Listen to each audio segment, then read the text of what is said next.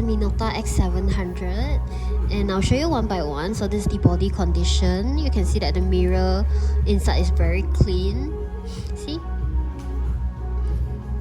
There is no particles or like any leakage on it. There's the overall body. It's also in a very decent condition. And X700 is a very versatile SLR, as you can either use it as a aperture priority camera or you can use it as a program, which is both. Also, it can help you adjust. All you have to do is just focus, point and shoot. Or you can also use it as a fully manual camera to train your photography skill. So it's really cool, it's really versatile. Not a lot of camera this price range can achieve this. So to insert, this is the lens, I'm gonna show you also. It's also very clear. It's AMD 50mm 1.7. Pretty sharp enough for you to compose technically most of the subjects. I mean, of course not professionally, but casually it's a very good lens, I would say. So you see there's a red dot, so you just point the red dot towards the red dot. And then all you do is just turn over the right side and you hear a click. Okay, if you wanna take it out, all you have to do is just push this silver thing and turn like that, it'll be out. So very simple, no need to force it or anything. Okay. Alright, and this is the shutter. And this is the exposure compensation. Alright, and this is the film counter, and this is where you can adjust the shutter speed. So you can see there's an A and P. P means program technically both aperture and shutter speed it will control for you, and A means you can adjust the aperture and the shutter speed they will choose for you. So this is what we call aperture priority. Alright, okay, and then that's basically it. I'm gonna open the back, okay, and then insert film for you to see. Adjust ISO. Okay, I'm gonna insert film first. So you see that there's slit here, you can just insert it. Make sure it's parallel.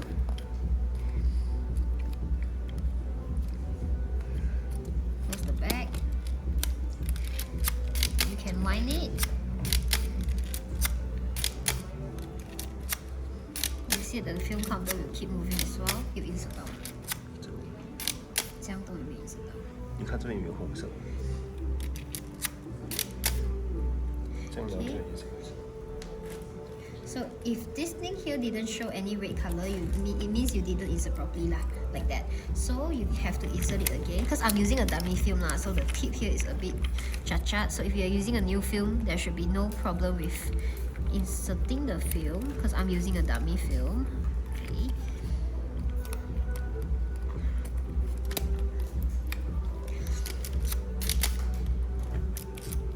Yeah, once you see that this thing right here start turning, it means you have inserted your film properly. Okay, you'll see that the film counter will also keep moving, and this is where you can adjust the film counter. This thing here you can pull up and turn. So if you're using a Kodak Gold 200, you can adjust it to 200 like that. Okay, then this is when you can start shooting. Okay, wind it once and press once. Okay, and then if you want to use it as a fully programmed camera, this thing here, you push this knob here and switch the dial. You put it to P, and then this is when the aperture and the shutter speed will be automatically selected. All you have to do is just focus, turn this to focus. So let's say if you want to use it as a aperture priority, put to A, and then now you can select. So let's say for a situation like this, I'm going to choose a big aperture, right? So I'm going to go to let's say 1.7 or 2.8, and let's see what the viewfinder inside will tell me to choose. Wait, let me see. Okay, so you will see that on your right side, the viewfinder, the exposure meter inside will tell you, it will automatically help you choose the shutter speed of 1/125. So if you change it again, I'm going to change it to a smaller, let's say 4, and then let's see what it tells me. And now you will see that the exposure meter will change and go to the lower one, which is telling me to go for 1/15. So it's slower. so it will tell you. Alright, so or if you want to use it as a fully manual camera, all you have to do is just select your own aperture and select your own shutter speed. That's it. Very simple to use, yet it's very versatile. And there's also bulk mode, meaning for as long as you press the shutter will stay open, you see. Okay, I'm going to test the shutter speed and run it for you to hear that it's accurate. So this is 1 second. Okay, so 4 1/50, you can see that it keeps getting faster, means the shutter speed is accurate. 1/60, which is the flash sync speed. 1/250. Okay, 1/500. 1/1000. So you can see that the shutter speed is very accurate lah. And this is the aperture as well. I'm going to show you. I'm going to pull it to the slower one so you can see the aperture open and close. Okay, this is the smallest. See? Yeah.